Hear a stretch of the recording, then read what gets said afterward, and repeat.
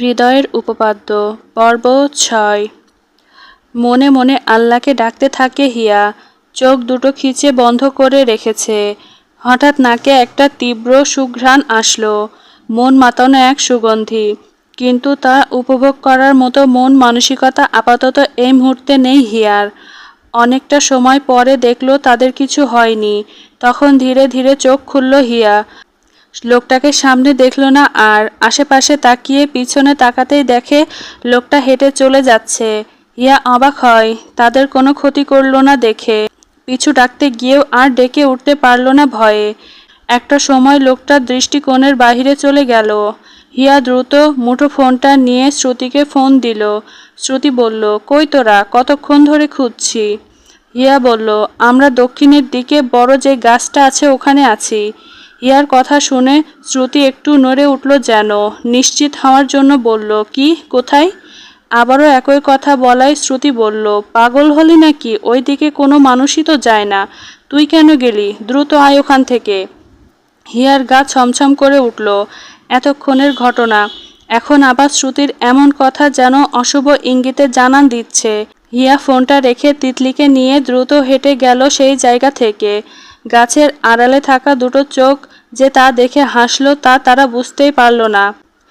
যার থেকে সবাই পালিয়ে বেড়ায়, স্বয়ং সে যখন ধাওয়া করেছে, এত সহজে কি আর পালাতে পারবে হিয়া? হাঁপাতে হাঁপাতে গিয়ে দাঁড়ালো শ্রুতির কাছে। হিয়াকে দেখে শ্রুতি দ্রুত এগিয়ে এলো। কিরে, ওইদিকে কেন গেলি? হিয়া শ্রুতির কথার জবাব দিয়ে আতঙ্কিত স্বরে বলল, ওই ওই লোকগুলোকে মেরে ফেললো শ্রুতি। শ্রুতি আঁতকে ওঠে। হিয়ার ঘাড়ে হাত দিয়ে বলল, কি বলছিস? কি হয়েছে? ক্লিয়ারলি বল। আশেপাশে মানুষেরা অদ্ভুত নজরে দেখছে ওদের। তিতলি ফুপিয়ে কাঁদছে। শ্রুতি হিয়াকে ছেড়ে এবার তিতলিকে জিজ্ঞেস করলো। তিতলি কাঁদতে কাঁদতে বলল সবটা। শ্রুতি আর এক মুহূর্ত দেরি না করে ওদের নিয়ে বেরিয়ে পড়ল। রাস্তায় আসতেই ঝুম বৃষ্টি শুরু হলো। হিয়া যেন কেমন একটা হয়ে গেছে। মাথায় শুধু ওই লোকটার কথাই বাজছে। কিছু দূর যাওয়ার পর হঠাৎ দাঁড়িয়ে পড়ে হিয়া। শ্রুতিকে প্রশ্ন করে, শ্রুতি, আমি তো খুনটা হতে দেখেছি। এটা জানাজানি হলে আমাকে পুলিশ জিজ্ঞাসাবাদ করবে না? চল আমরা এখনই পুলিশকে জানিয়ে আসি। শ্রুতি ঘাবড়ে যায় হিয়ার কথায়। আমতা আমতা করে বলে, কি থেকে কি দেখেছিস? ওই তোর চোখের ভুল হিয়া। হিয়া শ্রুতির দিকে তাকিয়ে বলল, আমি ভুল দেখিনি শ্রুতি, সত্যি ওই লোকটা মেরেছে ওদের। আমাদের থানায় যেতে হবে, চল। শ্রুতি এবার ধৈর্যহারা হয়ে হালকা জোরেই বলে, কার বিরুদ্ধে ফাইল করবি তুই? ওদের জন্য কোনো ফাইল হয় না হিয়া। ওরা মানুষ না হিয়া। ওরা ওরা আমাদের মতো না। ওটা ওদের জায়গা। তুই ভুল করে ওদের জায়গায় চলে গিয়েছিস। হিয়ার যেন পায়ের তলা থেকে মাটি সরে গেল। নিজের কানকে বিশ্বাস করতে পারল না। শ্রুতিকে ধাক্কা দিয়ে কপট রাগ দেখিয়ে বলল, তুই না গেলে আমি একাই যাব। যাবি না এটা সরাসরি বললেই পারিস। এইসব ভিত্তিহীন বানোয়াট কথা বলিস না। বলেই তিতলির হাত ধরে হনহনিয়ে হাঁটা ধরল। শ্রুতি পিছন থেকে গিয়ে আটকালো ওদের। দাঁড়া হিয়া, আমি বানোয়াট কিছু বলছি না, যা সত্যি তাই বলছি। আচ্ছা তুই বল, ওই লোকটার চেহারা বা শরীর কোনো অংশ দেখেছিস তুই? হিয়া একটু চিন্তা করে দেখল।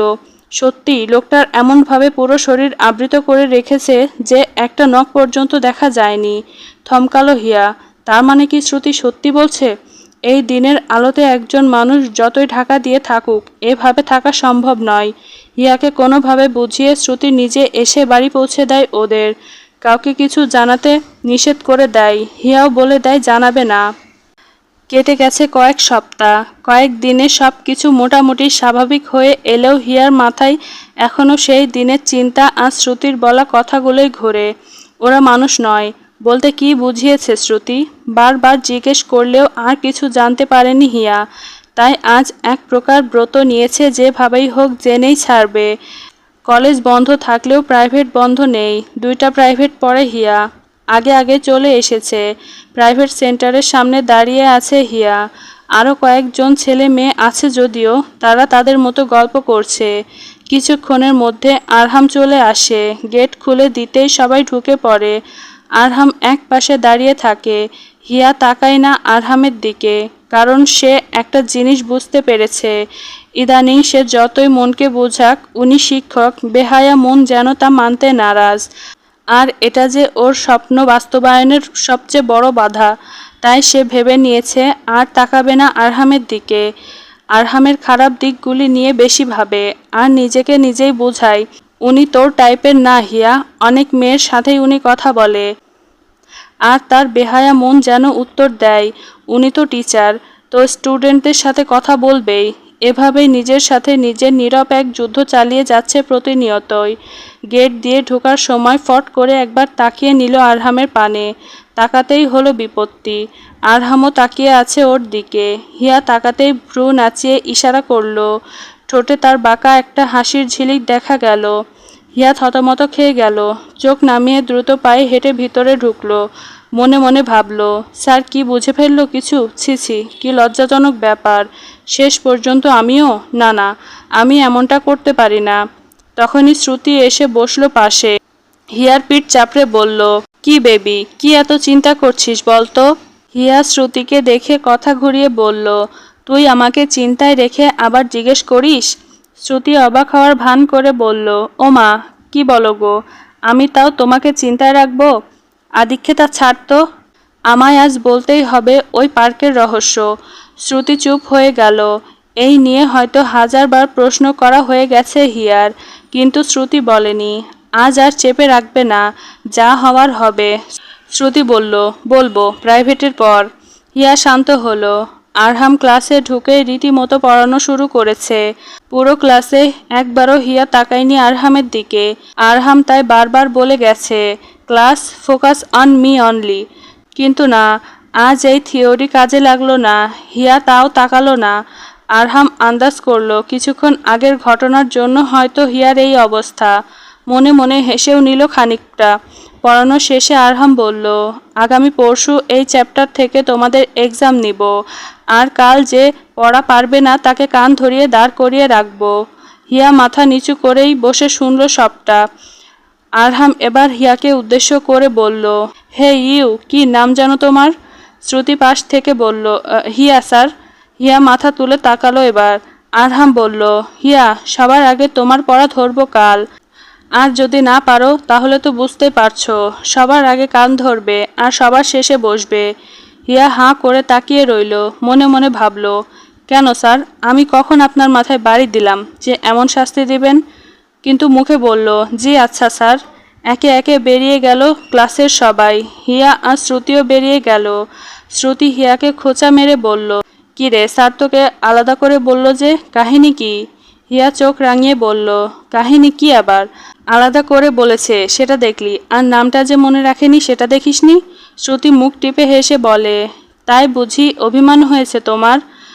আমার মনে হয় কি জানিস তো, মনে আছে ঠিকই, শুধু ভুলে যাবার ভান করছে। হিয়া বিরক্তিকর কণ্ঠে বলল, এত ভালো করে স্যারকে বুঝতে হবে না, ফিজিক্স বুঝ, কাজে দিবে। শ্রুতি আবারও খোঁচা মেরে বলল, আমি স্যারকে বুঝতে গেলে হিংসে হয় বুঝি?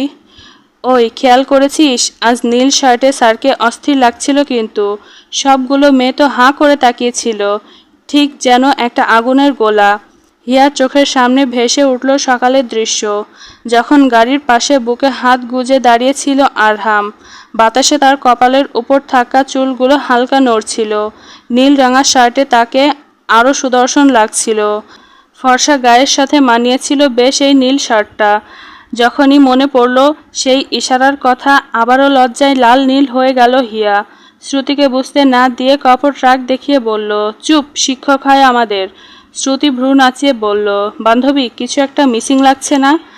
আজ আর বললে না যে পিতার সমতুল্য? এখন কি তবে?